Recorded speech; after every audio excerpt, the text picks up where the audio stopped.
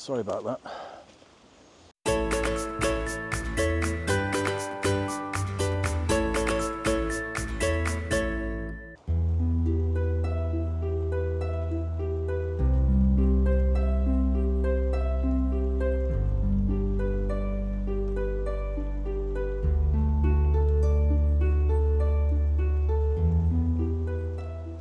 Well, hello everybody, and welcome to a very wet and really quite miserable Croxteth Country Park. It's actually only about a week to 10 days since I did the video on West Derby Village, which is at the other end of the country park altogether. I've come back a little bit early. The leaves are starting to turn, but along with that we've had very heavy rain in the past couple of days, and this morning we've got quite high winds as well. So I'm really not sure how long the canopy is going to stay in place. So I've come out today to see what I can do with the Olympus EM1 Mark II. Lens-wise, I've got the 12-40, as if you needed telling that. I've also come out with the 30mm macro and the Lumix 100-300 in case I want to do some longer shots to compress distance. We will see, but at the moment I'm just sheltering under these trees. It is very wet. The camera is already well soaked. Thank goodness it's weatherproofed. So we're just going to have a walk around, try and avoid the main tarmacked footpaths. As you can see, I'm deep in the woods here, and I've just spotted a clump of fungi growing on what I think is an old stump. There's so many fruiting bodies on this thing that I really can't tell what they're clinging onto. And I've just taken handheld, no tripod with me today. I've just taken a couple of shots handheld, and I don't hold out any great hopes for those, but you will see them along with anything else that I can conjure up over the next, I don't know, 15, 30 minutes. Anyway, time to move on.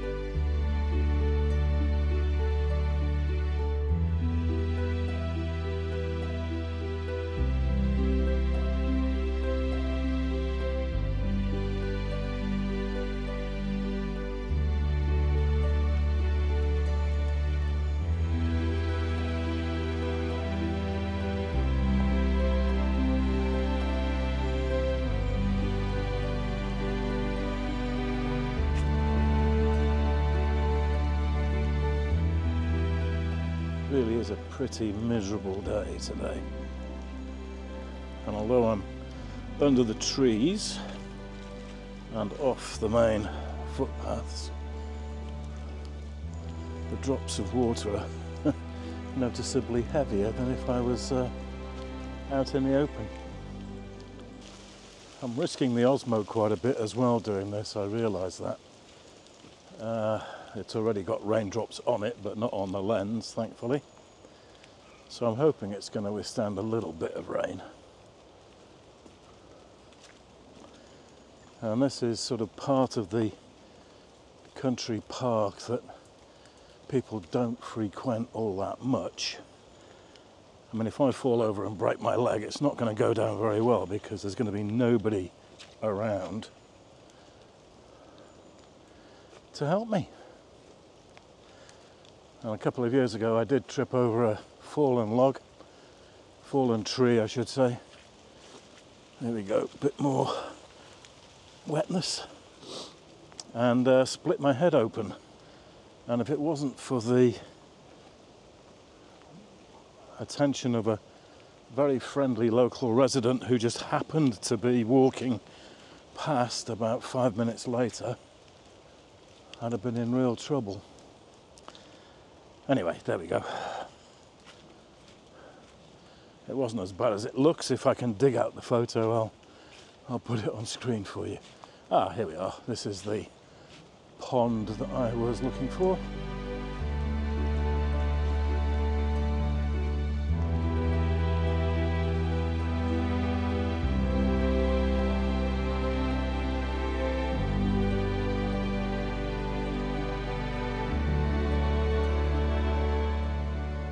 Now, leaving aside the shopping trolley, goodness me, can you believe it? Leaving that aside, I'm pretty sure there's some photos to be had here. So I'm going to put the Pocket 3 down and do some stills.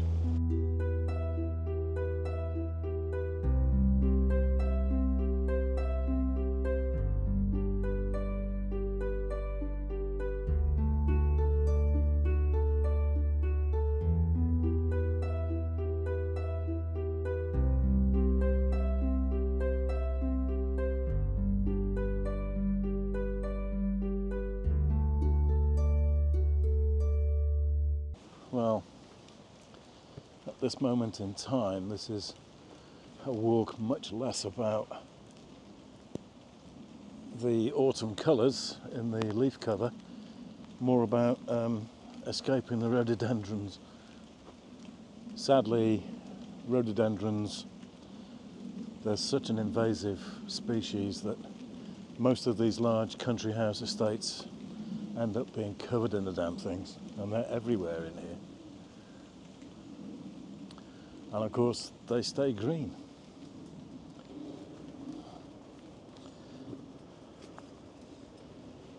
Thankfully, the rain seems to have eased,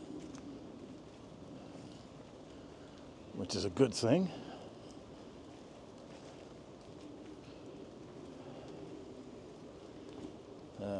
Now.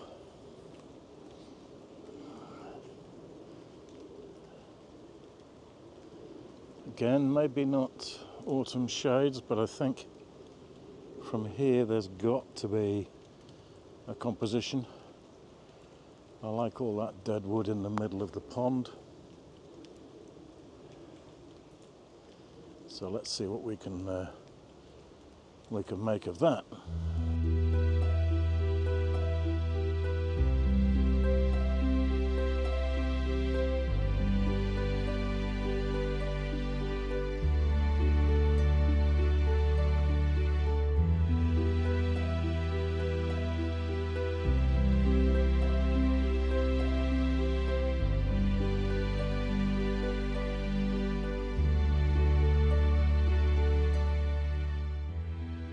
There's a big old tree through here which I can't quite make out whether it's had a lightning strike and a whole strip of bark has been removed, or whether it's just because two sides of it are actually wet and the section facing me is dry. So we're going to go and take a look. It's a big old tree. Just behind this one that's in the middle of the screen now. We've got a massive one fallen there. And there we are. So it's not a lightning strike, it's simply wet. Down one side and dry on the section facing me.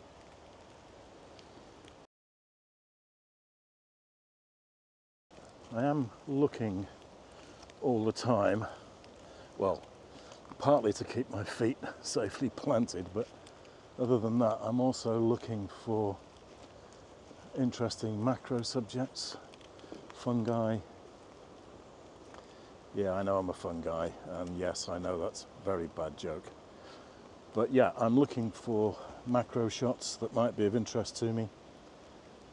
This big old tree, which has obviously come down over last winter, I'm thinking. It does have some dead leaves on it, but I don't know. It's not lighting my fire, as they say. move on.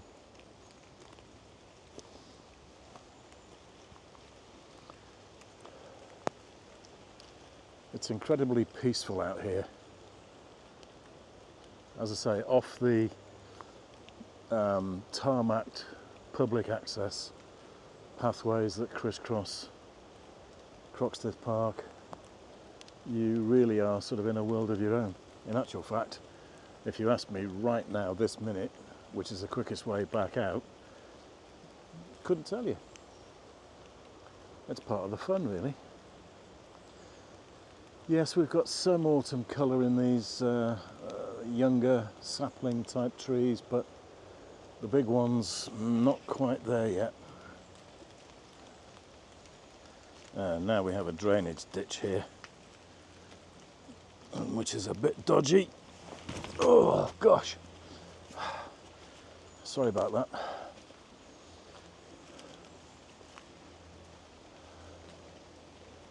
Now, that was a waste of time, because I've come up against a chain link fence and I don't think I can get through. Oh well, actually yes I can. I'll just show you. So I've just come from that away, and my forest track has led me here, and as you can see, the chain link fencing has been broken down already, so I don't feel guilty about going through here. There's a couple of shots here that might work.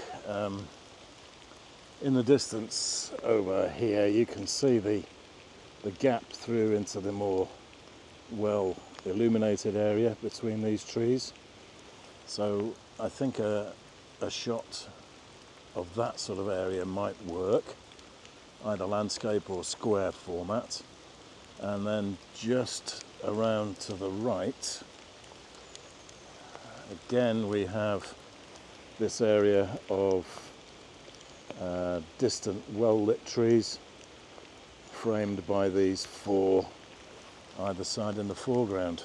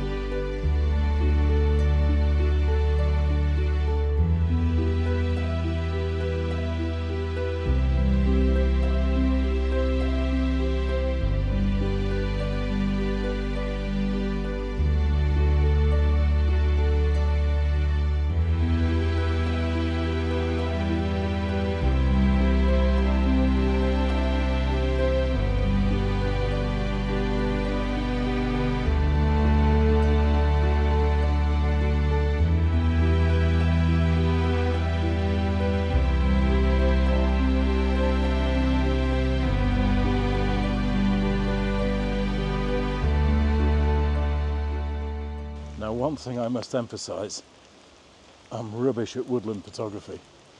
If you want to see good stuff, by all means take a look at my friend Nick at During the Meanwhilest, particularly for macro work, is just stunning.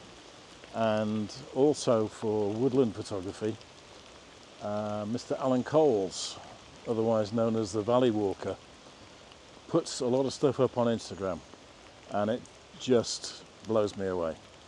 So if you want inspiration for woodland photography and macro, try those guys. Really, really well worth checking out. I'm getting heartily fed up of being dripped on. Not sure whether the microphone will pick it up, but it hasn't stopped, and I think it is set in for the day. as opposed to showers, which is what the forecast said.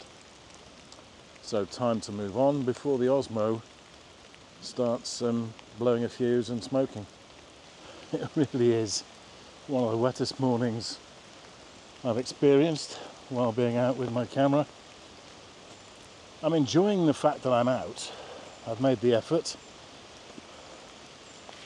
I'm getting heartily fed up of being so wet, but there you go. It's not going to make a half-hour video.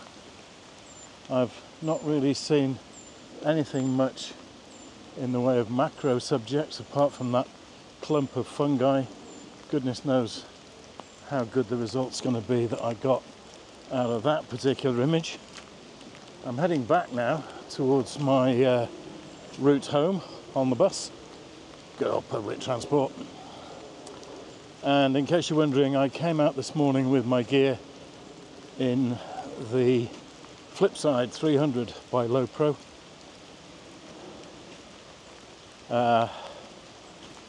Better than something like the Billingham because although it might get muddy, I can put it down on the ground, wet ground, and my gear is not going to get covered in mud and slime and everything. So it just made sense really, and also it just gives me that bit more space. I can put the selfie stick in the elasticated side pocket, and there's plenty of room in there for the Lumix 100 to 300, which I could have left at home because there's no way it's being used today. Anyhow, we're nearly at the exit, or my exit, one of the many. I should have said that I was going to put Google Earth shot so you knew exactly where I was, particularly in comparison to the West Derby Village video that I did, so you've got an idea of where one relates to the other. And if I haven't already put that on screen, I'll do it for you now. But from a very, very wet Croxteth Country Park in Liverpool, I'm going to say, enjoy getting wet, enjoy your photography, and I'll see you all soon for another one, when hopefully I'll have dried out. Bye for now.